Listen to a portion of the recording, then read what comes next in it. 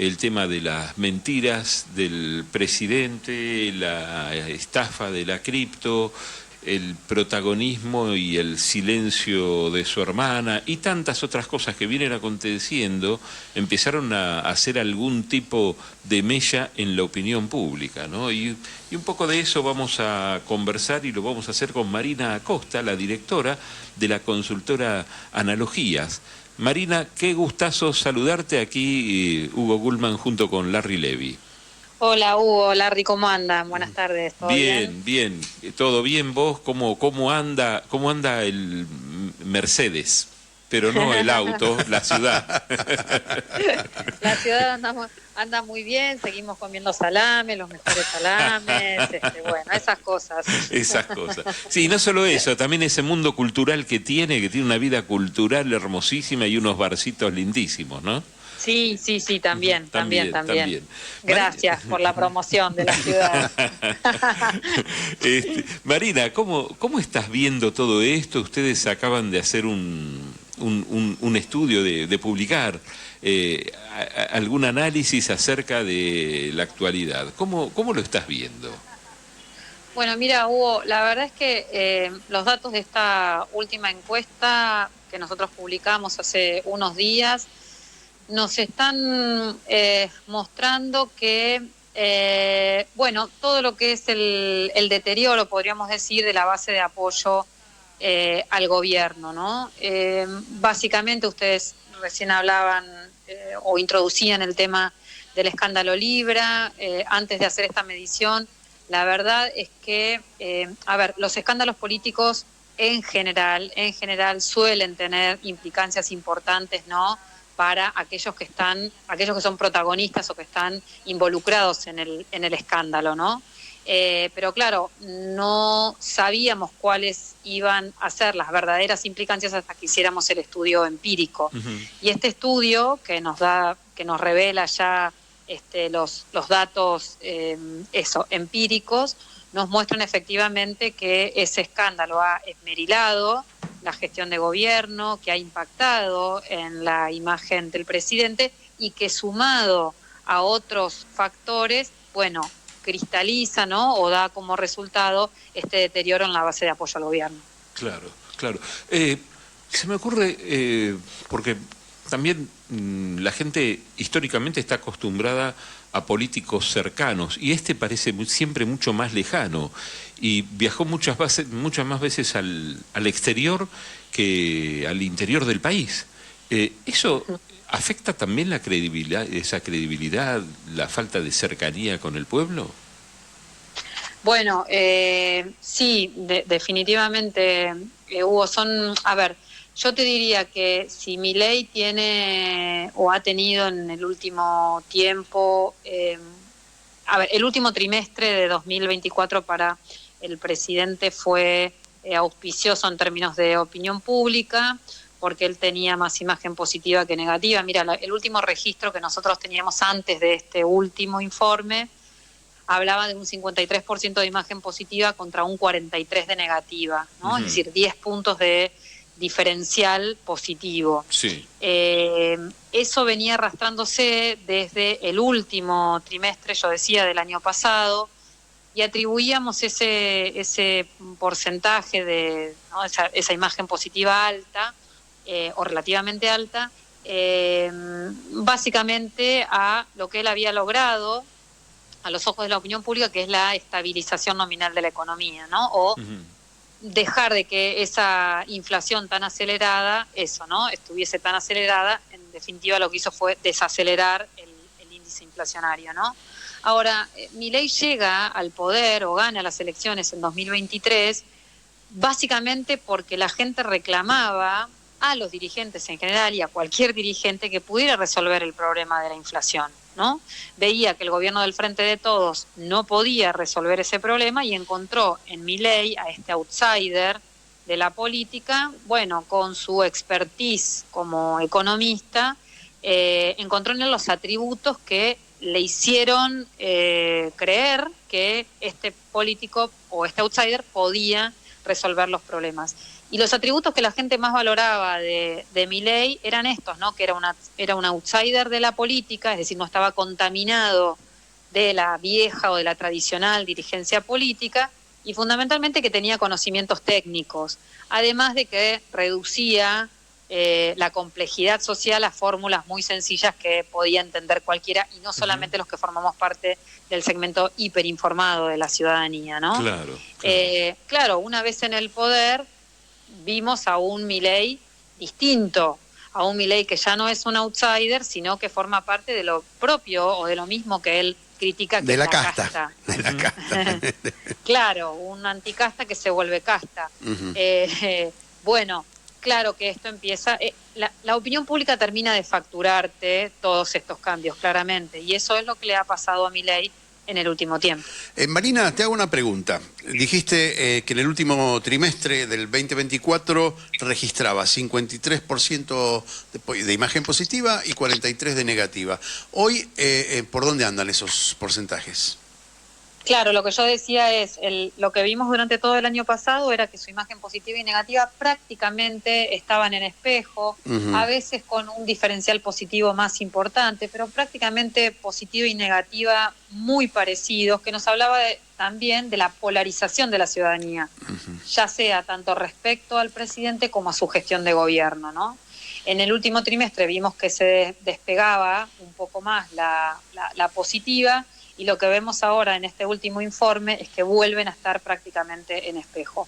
50 de positiva, 48 de negativa. Y ahí el dato contundente es que bajó respecto del mes pasado 3 puntos, y que ese diferencial de 10 puntos ya no son más 10 puntos, sino tan solo 2. ¿Podemos consolidar esos números en perspectiva hacia futuro, en proyección? Claro, eso es lo que tenemos a menos que ver que ocurra aquí, alguna cosa, viste, muy fuera de lo esperado, ¿no? Bueno, por lo pronto ahora lo que vemos es que aparece un cambio, yo diría, ya podemos hablar como de un cambio brusco, ¿no? En lo que es el deterioro de la gestión de gobierno, y tenemos que ver si este cambio, o sea, estos datos que han aparecido ahora, terminan de consolidarse como tendencia, o simplemente todo esto forma parte de varias cuestiones, no solamente del impacto que ha tenido el escándalo Libra, sino también de las percepciones que comienza a tener la gente de que los resultados de ese severo, brutal programa de ajuste que viene instrumentando el gobierno desde diciembre de 2023 no ha traído los resultados que el gobierno ha prometido. Claro, esta pregunta que te voy a hacer es más en base a una hipótesis la respuesta, no cabe otra, porque el estudio fue hecho antes del viernes, pero el viernes pasado fue cuando aconteció la catástrofe en Bahía Blanca. ¿Vos crees que también la reacción del gobierno puede causar alguna mella en la credibilidad y en la adhesión? Bueno, mira, hay algunas postales que hemos visto, digo, más allá de los análisis, de otro tipo de análisis que quedarán para otros especialistas, digamos, en lo que a mí respecto de la opinión pública. Yo he visto ahí algunas postales, insisto, y esto es sin tener datos porque no hemos medido eso. Sí, son hipótesis, sí. Claro, son hipótesis, miradas, lecturas. Sí, tal cual. Estuvo muy bien, ¿no? Ese trabajo conjunto que se entabló entre el gobierno nacional y el gobierno provincial. Digo, más allá de que algún funcionario nacional haya querido sacar réditos pegándole al gobernador de la provincia de Buenos Aires, me parece que el trabajo fue importante, pero claro, si yo hubiese sido asesora de Milei, claramente le hubiese pedido al presidente que se llegara hasta el lugar de la catástrofe, ¿no? Eso es muy importante para la opinión pública. Digo, logra la empatía, es un presidente que finalmente baja al terreno, ¿no? Que no está pensando simplemente en la macroeconomía, y humaniza definitivamente, ¿no? al presidente. Bueno, ¿Aún a riesgo de sufrir algún repudio como el que sufrió Bullrich? Sí. Sí, yo creo que sí, yo creo que sí. Son los gajes del oficio, pero me parece que un presidente en el lugar de los hechos, digo, esto ha sido una catástrofe, ¿no? Es una tragedia que quedará en la historia de las tragedias naturales. pero un presidente en el lugar de los hechos hubiese sido muy importante, sí. Claro, claro. Y es la segunda tragedia en Claro. Bahía Blanca. Marina, yo te quiero preguntar algo, porque uno a través de la profesión va tratando de escudriñar qué es lo... ¿Cómo se hace una encuesta como de opinión como la que ustedes hacen? Tengo la sensación de que estamos tan fragmentados que preguntarle a 1000 de 50 kilómetros de distancia a preguntarle a otros 1000 de 100 kilómetros de distancia puede tener resultados muy diferentes. Y esto viene a propósito de que la política está bastante desconectada de las bases, de la gente, digamos, más vulnerada, con menores ingresos, que se va a las 6 de la mañana a laburar y vuelve a las 10 de la noche y no quiere escuchar ni preguntas ni nada, quiere resolver su inmediatez, que es sobrevivir a la inflación, porque esto de que la inflación fue calmada es una verdad a medias, ¿sí? Porque sabemos que fue calmada con un precio muy alto, a lo cual yo ya no tengo acceso, suponete, ¿no? Algo que quería ya no lo puedo comprar, aunque esté al mismo precio hace un año. Por eso te digo, ¿cómo se elabora, cómo hacen ustedes para establecer más o menos el perfil de una encuesta? ¿Te referís al cuestionario? Al cuestionario y cómo ustedes encaran a la gente, en qué tipo de gente, quién es el consultado. Bueno, no, eso ahí ya me tengo que poner un poquito más técnica. Esto es una encuesta nacional, es decir, nosotros medimos a través del teléfono fijo y móvil en todas las provincias, las 24 provincias, digamos, del país. Y después hay un especialista que es un sociólogo que hace el trabajo de campo, que va, por eso no me quiero poner muy técnica, pero para que se entienda, que va buscando la cantidad de casos representativos en cada una de las variables, ya sea de sexo, de nivel de escolaridad y de edad, que sean proporcionales, ¿no? Entonces, y que también, por supuesto, están representadas, insisto, a través de parámetros censales los habitantes de las distintas provincias, ¿no? Es un trabajo, el trabajo de campo es un trabajo muy, muy técnico, muy detallado, que hace una persona que sabe hacer eso. Claro. Que yo no lo sé hacer, que yo no soy socióloga y no sé hacer sé en qué consiste el trabajo de campo, pero nunca podría como dicen los sociólogos, ajustar una muestra, que significa encontrar los casos representativos en cada una de esas variables que responde a parámetros censales. Claro. Bueno, mi última pregunta va a ser más dedicada a lo político que a lo técnico. Entonces, sí, por favor. Porque es una... A ver, si uno pensara en esta suma cero, digamos, uno piensa que si el presidente pierde, está perdiendo imagen, lo más probable es que se traduzca en pérdida de votos. ¿Se puede pensar quién estaría ganando? Bueno, nosotros hicimos en esta encuesta una pregunta sobre intención de voto, la venimos haciendo ya desde el mes pasado, teniendo en cuenta que estamos en el escenario electoral ya para las legislativas.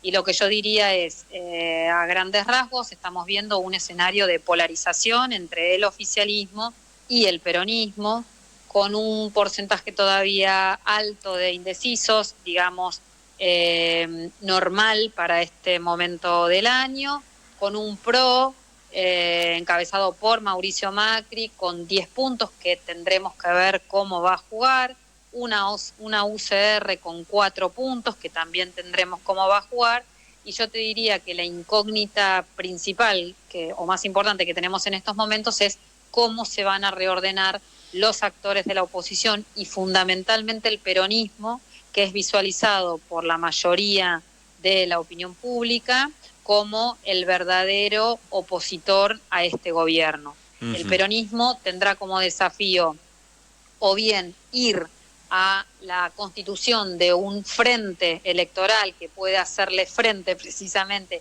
a la extrema derecha y proponer una agenda alternativa a la de la extrema derecha, o bien privilegiar sus identidades partidarias. Vamos a ver que va a elegir el peronismo. Y una más, porque bueno, me engancho con esto Sí. y podría estar una hora preguntándote, pero ¿y en Capital? Porque Capital se ve también que inclusive con la aparición de Rodríguez Larreta, tenés Rodríguez Larreta que no se sabe si va a acordar o no con el macrismo, tenés por otra parte la gente de Milei que tampoco se sabe con quién se va a aliar, y tanta división puede ser un hueco para que pueda colar por fin un nombre como Santoro.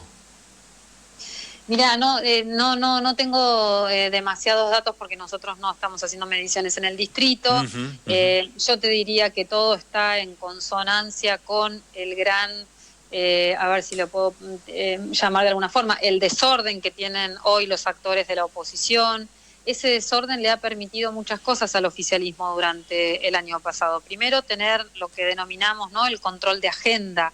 El control de la agenda de discusión pública la ha manejado, la ha tenido el gobierno, en parte, no solamente porque ha sido acompañado por una parte de la prensa hegemónica, de referencia, como quieran llamarla, sino también porque enfrente ha tenido una oposición totalmente desordenada, que no ha tenido la capacidad de contrarrestar, ¿no es cierto?, la discusión que propuso, insisto, y que hegemonizó el oficialismo. Claro. Así que lo que tenemos que ver en la ciudad de Buenos Aires es eso, ¿no? Cómo se van a reordenar todas esas figuras que vos dijiste y que hagan, por ejemplo, que una figura como la de Santoro pueda emerger, o bien si el oficialismo ahí tiene más chances de las que tiene ahora. Claro. La verdad es que cuando tengo un poco más de datos, si querés, Hugo, podemos hablar con mejores números. Encantadísimo. Marina, te agradecemos muchísimo, como siempre. Te mandamos un abrazo por favor. fuerte. Gracias a ustedes, un cariño. Chao, chao, chao. Bueno, era Marina Acosta, directora de la consultora Analogías.